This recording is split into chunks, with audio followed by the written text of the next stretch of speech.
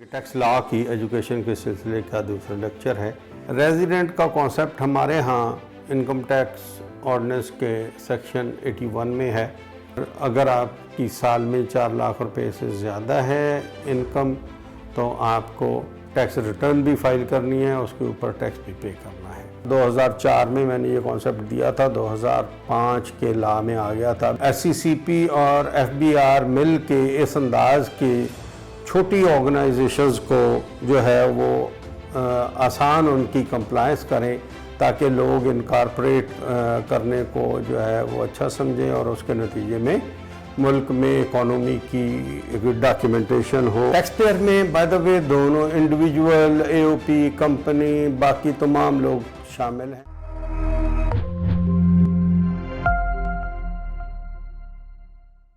बिस्मिल्लाहिर्रहमानिर्रहीम। मैं हूँ अज़ीज़ निश्तर। ये हमारा टैक्स की एजुकेशन के सिलसिले के टैक्स लॉ की एजुकेशन के सिलसिले का दूसरा लेक्चर है। इसमें भी पिछले लेक्चर की तरह हम जो लॉ में बार बार यूज़ होने वाली टर्म्स, कॉन्सेप्ट्स हैं, हम उन पे जो है वो एक नज़र डालते हुए उन्हें डिस्कस करते हुए ये एक मुख्तसर सा लेक्चर रखेंगे ताकि तालिब इल्म या वकला हज़रात, प्रैक्टिशनर जब उन कॉन्सेप्ट्स को पढ़ें तो उन्हें जनरल आइडिया हो कि ये क्या चीज़ है। आज जो चीज़ें जो कॉन्सेप्ट्स हम डिस्कस करेंगे उनमें है tax payer, active tax pair, resident, person आप बार बार इस लॉ में जगह जगह पढ़ेंगे। ये पर्सन जो है ये डिफ़ाइन किया गया है सेक्शन 80 में। इसमें शामिल हैं individuals, association of person, company, trust. एक और चीज़ होती है जिसे हम कहते हैं स्मॉल कंपनी। स्मॉल कंपनी भी एक थोड़ा सा डिफरेंट पर्सन है। सिमिलरली हम कुछ और कॉन्सेप्ट्स भी विज़िट करेंगे। Total income, taxable income, tax year,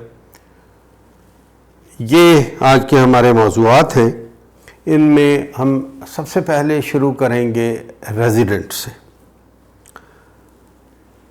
किसी भी मुल्क में इनकम टैक्स जो है वो उस मुल्क के रेजिडेंट के ऊपर लागू होता है। अमेरिका में थोड़ा सा डिफरेंट है। वो अगर कोई रेजिडेंट ना भी हो तो वो ग्लोबल इनकम पे एक अंदाज से लगाते हैं, लेकिन otherwise this is general concept, global concept के जो किसी मुल्क का रेजिडेंट है, सिटीज़न है या नहीं है।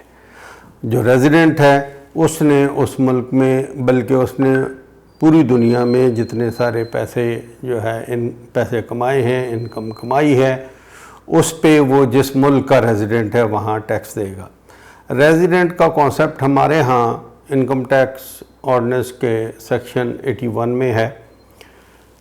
इसके मुताबिक सबसे पहला फार्मूला ये है कि जो पर्सन जो है, जो इंडिविजुअल 183 दिन जो है वो पाकिस्तान में एक टैक्स ईयर में रहा है, वो रेजिडेंट है। दूसरा इसका ये भी है कि अगर वो इस साल करंट ईयर में 183 दिन नहीं रहा और 120 दिन या उससे ज़्यादा रहा है तो भी वो रेजिडेंट हो सकता है अगर वो उससे पहले 4 सालों में टोटल 365 डेज़ पाकिस्तान में रहा है।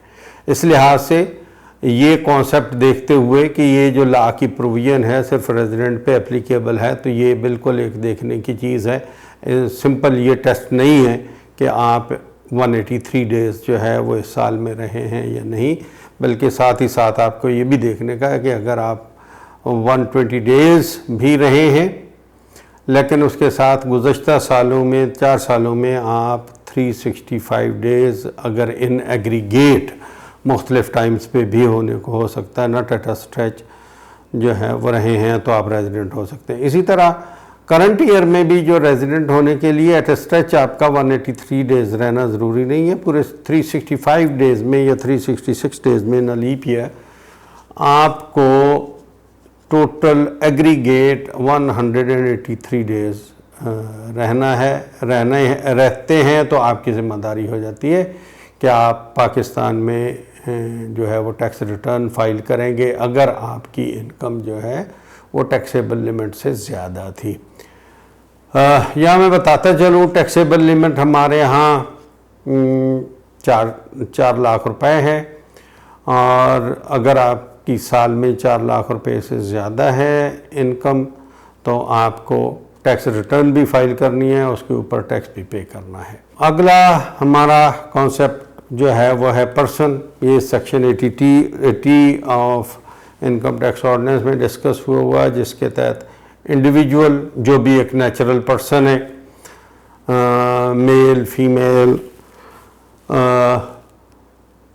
और नेचुरल पर्सन की जो है वो जैसे मैंने बताया रेजिडेंसी के लिए भी यही फार्मूला है 183 डेज़ और 120 डेज़ वाला। एओपी अगर कुछ लोग मिलके एक नॉन इनकॉर्पोरेटेड एंटिटी बना लें, इनकॉर्पोरेटेड एंटिटी मुख्तलिफ़ तरह की कंपनीज़ होती हैं और साथ ही साथ अब हमारे यहाँ LLP भी होती है, लिमिटेड लायबिलिटी पार्टनरशिप भी होती है। लेकिन अमूमन आप देखते हैं कि अमूमन ये जो पार्टनरशिप हम जिस चीज़ को हम पार्टनरशिप कहते हैं, लॉ की लैंग्वेज में हम उसे एसोसिएशन ऑफ पर्सन्स कहते हैं, और वैसे भी ये पार्टनरशिप एग्रीमेंट के तहत भी हो सकती है, विदाउट एग्रीमेंट भी हो सकती है। मैंने और आपने मिलके तय किया कि हम ये घर जो है ये कोई साहब बेच रहे हैं, हम मिलके पैसे इकट्ठे करके इसे ख़रीद लें और इसे थोड़ा बहुत बेहतर करके तो हम कल को बेहतर पैसों में इसे बेच देंगे, प्रॉफिट कमा लेंगे। तो इसकी कोई डॉक्यूमेंटेशन नहीं हुई, कुछ नहीं हुआ, कोई एग्रीमेंट नहीं बना, तो ये भी एओपी होगी और उस एओपी में वो एक एंटिटी की हैसियत से ट्रीट की जाएगी, डिफरेंट फ्रॉम इंडिविजुअल। तीसरी चीज़ है कंपनी।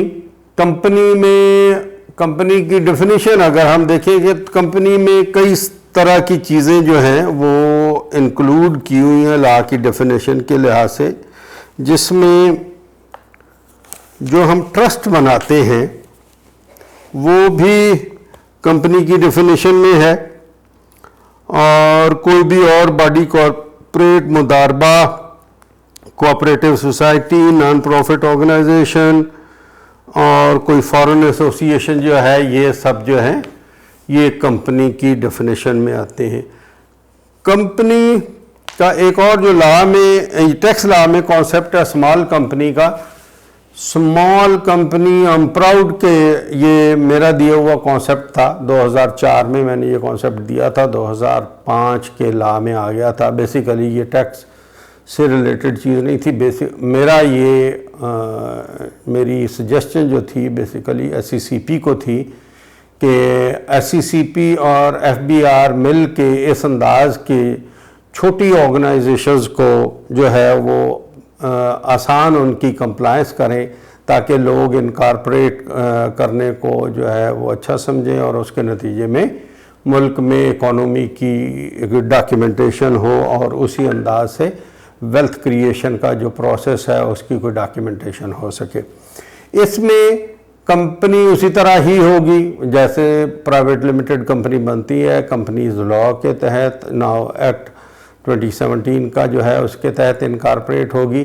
लेकिन ऐसी कंपनी जो है उसका कैपिटल 50 मिलियन से ज़्यादा नहीं होना चाहिए, एम्प्लॉइज़ 250 से ज़्यादा नहीं होने चाहिए, और उस कंपनी का टर्नओवर भी 250 मिलियन रुपीस से ज़्यादा नहीं होना चाहिए। तो उसके लिए जो हमारा ओरिजिनल प्लान भी था, जो 4-5 साल टैक्स में रहा भी, उसके तहत ऐसी कंपनी को विद होल्डिंग नहीं करनी थी और कोई कंप्लायंस जो है CCP की और FBR की, इस अंदाज की कई सारी चीज़ों से उसे एग्जेम्प्ट करार दिया गया था। लेकिन अब नहीं है। अब सिर्फ एक उसे फ़ायदा है कि उसका एक फ़िक्स टैक्स रेट है विच इज़ 20%। बाकी जो है नॉर्मल कंपनीज़ के 29% के मुकाबले में ये 4% की जो है इसमें एक किस्म का रिबेट जो है वो इंसेंटिव हासिल है। तो इससे जो स्मॉल एंटरप्राइजेज हैं वो भी इसका फ़ायदा उठाते हुए कंपनी भी बनाएं, और बाज़ औक़ात बैंकिंग और बाकी और कई रिक्वायरमेंट का भी तकाजा होता है कि कंपनी हो, तो कंपनी बनाए। कंपनी बना होने के बावजूद रिलेटिवली लोअर टैक्स जो है वो उसे आप इंजॉय कर सके। अगला हमारा कॉन्सेप्ट जो है वो टैक्स पेयर है, और इसी से अटैच एक दूसरा कॉन्सेप्ट भी है एक्टिव टैक्स पेयर का, जो मैं समझता हूँ पाकिस्तानी लॉ में रिलेटिवली यूनिक है, लेकिन एक अच्छा ये भी एक कॉन्सेप्ट है। टैक्स पेयर कोई भी वो पर्सन जो इतनी इनकम कमाता है पाकिस्तान में from various sources, salary, business, dividend, interest, बाकी चीज़ों से, वो और जिस पे जो है वो रिटर्न जिसने दाखिल करनी है रिटर्न, वो टैक्स पेयर है। उसकी रिक्वायरमेंट है कि जी वो रिटर्न भी फाइल करेगा और टैक्स भी पे करेगा। और ऐसे पर्सनस को आजकल अभी 30 सितंबर ख़त्म हुआ है, 15 सितंबर अब डेट एक्सटेंड कर दी है। ऐसे लोगों को जो टैक्स पेयर में बाय द वे दोनों इंडिविजुअल, एओपी, कंपनी, बाकी तमाम लोग शामिल हैं। इसी को पर्सन भी कहते हैं, और जो वो पर्सन जिसने जो लायबल है रिटर्न देने को और टैक्स पे करने को, वो टैक्स पेयर है। एक्टिव टैक्स पेयर पाकिस्तान में हम उन लोगों को कहते हैं, जैसे मैंने कहा कि ये रिलेटिवली यूनिक है हमारे यहाँ, कि जिन्होंने करंट ईयर में अपनी रिटर्न फाइल की है, और वो एक्टिव टैक्स पेयर्स की एक लिस्ट FBR हर साल जो है वो रिलीज़ करता है सेक्शन 181A के तहत। और इसका क्या है, इम्पोर्टेंस क्या है? इन मैनी केसेस जहां आप एक्टिव टैक्स पेयर नहीं हैं, तो आप कोई ट्रांजैक्शन करेंगे तो आपको ज़्यादा एडवांस टैक्स या विद होल्डिंग टैक्स या बाकी इस अंदाज की कोई चीज़ लग सकती है। बाज़ तरह की ट्रांजैक्शन में आपको उसकी फ़ीस ज़्यादा होगी।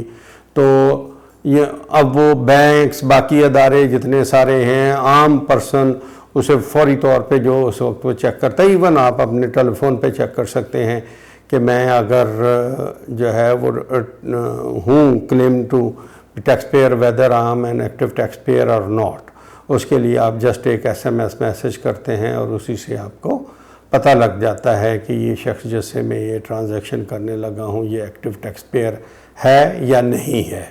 और उसकी वजह से मैंने कहा टैक्स रिलेटेड जो है उसकी कोई जिम्मेदारियाँ। टोटल इनकम, लास्ट टाइम जो हमारा फर्स्ट लेक्चर था उसमें हमने पाकिस्तान में इनकम के कॉन्सेप्ट का मुख्तसर सा सर्वे किया था। इनकम पाकिस्तान में जो है वो इनकम मुख्तलिफ, हमारे यहाँ ज़रा कॉम्प्लिकेटेड किस्म की डिफिनेशन भी है। उसमें बहुत सारे केसेस में तो जो है वो आपकी इनकम जो है वो वाकई उस पर टैक्स लगता है। बहुत सारे केसेस में हमारे कैपिटल पे भी टैक्स लगता है। जैसे मैं अगर किसी को जो है वो 10 लाख रुपए का माल बेचूं जिसमें 9 लाख रुपए मेरी ख़रीद है, तो अब जब मेरे अगला जिसने माल ख़रीदा है जब वो मुझे पे करने लगेगा तो वो मेरे जो 10 लाख जो है जिसमें मेरा मे बी कि टोटल मेरा प्रॉफिट जो है ग्रॉस प्रॉफिट ही, नेट भी नहीं, वही 100,000 है, लेकिन वो मुझसे पूरे 10 लाख रुपए के ऊपर सेल टैक्स काटेगा और वो 10 जो इनकम टैक्स काटेगा। और वो जो इनकम टैक्स है वो पहले जो है वो फिक्स टैक्स होता था, ना उससे ज़्यादा ना उससे कम, लेकिन अभी जो है वो उसे भी जो है वो मिनिमम टैक्स बना दिया गया है। यानी अब ये अगर ज़रूरी होगा कि आप ना सिर्फ जो है टैक्स विद होल्ड कराएं बल्कि आप उसके अकाउंट्स भी इस अंदाज से मेंटेन करें कि जिसमें से एक्सपेंसेस वगैरह निकालने के बाद इनकम अगर इस अंदाज की बनी कि उस पर अगर नॉर्मल रेट के साथ जो है वो टैक्स ज़्यादा बना और आपका विद हेल्ड टैक्स लोअर है तो वो आपको डिफरेंशियल पे करना पड़ सकता है। तो इस लिहाज से ये इनकम का जो कॉन्सेप्ट है ये बड़ा पाकिस्तान में ब्लर कर दिया गया है, कंफ्यूजिंग है, और जिसमें कोर्ट्स का भी रोल है, अथॉरिटी का रोल है, और टोटल जो है FBR की आसानी कि हर ट्रांजैक्शन में से कोई चंक उसे मिलता जाए, उसके लिए ये सारी की सारे चीज़ें हुई हैं। एफबीआर भी कलेक्टिंग एजेंसी है, बेसिकली गवर्नमेंट अपने अखराजात पूरे करने के लिए, अपने रेवेन्यूज़ बढ़ाने के लिए ये तरीके जो है वो अपना रही है, जो many of which are not applicable elsewhere in the world. और ये बेसिकली एक ही कंसर्न है कि किस अंदाज से हम अपना टैक्स रेवेन्यू बढ़ाएं और लोगों को जेब काट सकें। इसमें भी एक और कॉन्सेप्ट है, एक वो इनकम है, टोटल इनकम कितनी है, टोटल इनकम के बाद टैक्सेबल इनकम। मेरे टोटल इनकम फ़र्ज़ करें मैंने साल जो है वो 10 साल पुराना एक घर भी बेचा है, तो नॉर्मल अगर आप देखेंगे तो वो भी इनकम ही समझी जाएगी, लेकिन वो कैपिटल गेन में वर्ल्ड ओवर उसे ट्रीट किया जाता है, हमारे यहाँ भी कैपिटल गेन है, लेकिन वो सारे का सारा पाकिस्तान के लॉ के मुताबिक जो है वो एग्जेम्प्ट होगा। तो इस लिहाज से वो टोटल इनकम में तो आएगा, लेकिन टैक्सेबल इनकम में नहीं आएगा। इनकम से रिलेटेड दूसरा कॉन्सेप्ट जो है वो टैक्सेबल इनकम है कि मेरी जितनी सारी जो है मेरी साल भर की इनकम है और वो जो है वो उसमें से कौन सा पोर्शन जो है वो टैक्सेबल है और कौन सा पोर्शन ऐसा है जो टैक्सेबल नहीं है। तो जो टैक्सेबल इनकम है, टैक्स लॉ जो है मोस्टली उसी को एड्रेस करता है। जो एग्जेम्प्ट इनकम है वो एग्जेम्प्ट है, उसके ऊपर टैक्स नहीं लिया जा सकता। मैंने अपने लास्ट लेक्चर में भी कहा था, पाकिस्तान का और वर्ल्ड ओवर भी जो है वो टैक्स लॉ की इंटरप्रिटेशन ये है कि किसी भी इनकम पे टैक्स सिर्फ उसी वक्त लगाया जा सकता है जब वो वेरी क्लियरली लॉ कहे कि ये फ़लाँ इनकम या फ़लाँ कैरेक्टर की जो है वो रिसीट पे होगा। ऐसे नहीं होगा कि जिसे हमारी कोर्ट्स ने जैसे कहा कि कोई इंटेंडमेंट पे, या लॉ ऑफिसर जो है टैक्स ऑफिसर ये नहीं कहता कि ये चूंकि फ़लाँ से मिलती जुलती सी चीज़ है तो इस चूंकि उस पर टैक्स है तो इसलिए इस पर भी लगेगा। तो इसलिए बड़ा क्लियरली टैक्स इम्पोज करने के लिए बड़ी क्लियर सारी लॉ की प्रोविज़न होनी चाहिए। और उसमें ये है कि अगर लॉ की उस प्रोविज़न का कहीं ये मीनिंग भी निकलता हो कि ये इनकम इसमें कवर नहीं हो रही, टैक्स के डोमेन में नहीं आ रही, तो उस सूरत में जो है या तो लॉ तब्दील करेंगे या उस इनकम पर टैक्स नहीं लगाएंगे। इसी के साथ इस लेक्चर से इजाज़त।